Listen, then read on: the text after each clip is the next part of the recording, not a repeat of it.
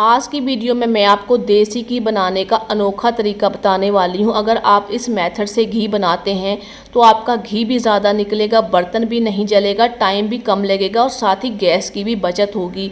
तो यहाँ पे आपको लेनी है मलाई। मलाई आपको फ्रीजर में से या फ्रिज में से 15-14 घंटे के लिए बाहर रख देनी है। ठंडी मलाई बिल्कुल भी नहीं लेनी है।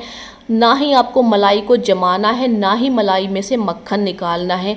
आज हम सीधे मलाई से 5 मिनट में देसी घी बनाना सीखेंगे। तो चलिए शुरू करते हैं आज की वीडियो।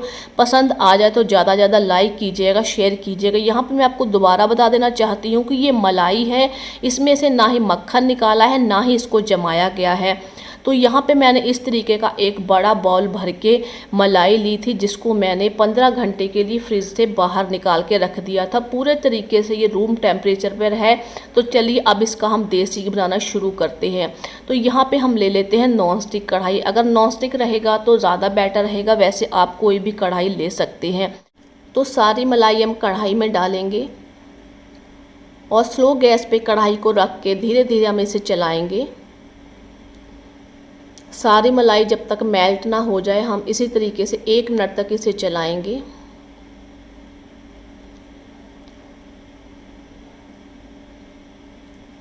गैस को आपको स्लो ही रखना है। बिना झंझट के आप बहुत आसानी से इस तरीके से देसी घी बना सकते हैं। तो देखिए हमारी सारी मलाई मेल्ट हो गई है।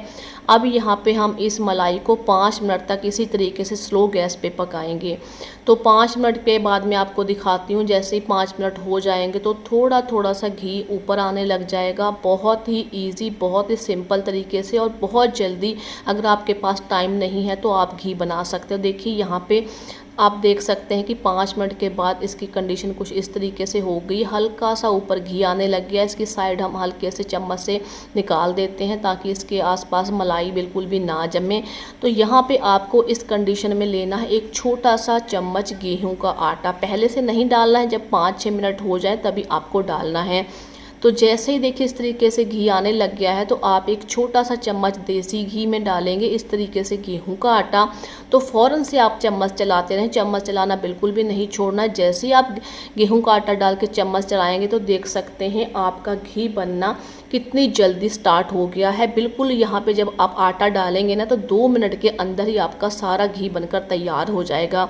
तो इस तरीके से गेहूं का आटा डालने के बाद 2 मिनट तक आपको और चलाना है। 4 से 5 मिनट तक पहले चलाना है और 2 मिनट तक आपको बाद में इस तरीके से आटा डालने के बाद चलाना है। केवल 5 से 7 मिनट में आपका ये बहुत अच्छे तरीके से घी बन के तैयार हो जाएगा, बिना वक्त ज़ाया किए, बिना मलाई को जमाए, साथ ही बिना मक्खन निकाले। तो मैं इसे कंटिन्यू चलाती जा रही हूँ। वीडियो में इसलिए स्किप नहीं कर रही हूँ ताकि आपको अच्छे से समझ में आ जाए। अगर आपके पास नॉन स्टिक बर्तन नहीं है तो किसी भी बर्तन में बनाएं और इसे कंटिन्यू इसी तरीके से चलाते रहें, आपका बर्तन बिल्कुल भी नहीं जलेगा। तो अब हम इसे 1.5 मिनट तक और चलाएंगे इसी तरीके से, क्योंकि जब हमने आटा डाला है तो आधा मिनट हमने चलाया है और कंटिन्यू हमें स्लो गैस पे लगातार चलाते रहना है। तो बहुत ही जल्दी घी बन के तैयार हो जाता है। एक ख़ास बात यहाँ पे मैं और बताना चाहती हूँ, इस मेथड से अगर आप देसी घी बनाते हैं तो आपका दुगने से भी ज़्यादा देसी घी बन के तैयार हो जाता है। तो देखिए यहाँ पे घी जो है बन के तैयार हो गया। मैंने गैस को ऑफ़ कर दिया और इसे हम 1 घंटे के लिए ठंडा होने देते हैं। तो 1 घंटे के बाद मैं आपको दिखाती हूँ। देखिए बहुत ही अच्छी देसी घी में से खुशबू भी आ रही है। बिल्कुल प्योर हमारा देसी घी बनके तैयार हो गया है और पहले से ज़्यादा घी बनके तैयार हुआ। तो यहाँ पे जो मैंने बाउल लिया है ये 750 ml का मेरा बाउल है। तो मैं आपको दिखाती हूँ। अब इसे छान कर एक स्ट्रेनर ले लेंगे और इस सारे घी को हम छान लेते हैं। इस मेथड से टाइम तो कम लगता है, बर्तन भी नहीं जलता है, साथ ही हमें और झंझट भी नहीं करने पड़ते हैं, ना ही मलाई को जमाना पड़ता है, ना ही हमें मक्खन निकालना पड़ता है। डायरेक्ट हम सीधे इसी तरीके से बर्तन में डाल के मलाई को देसी घी बना लेते हैं और इससे घी भी हमारा ज़्यादा निकलता है। तो सारा मैं घी इस तरीके से छान के आपको दिखाती हूँ।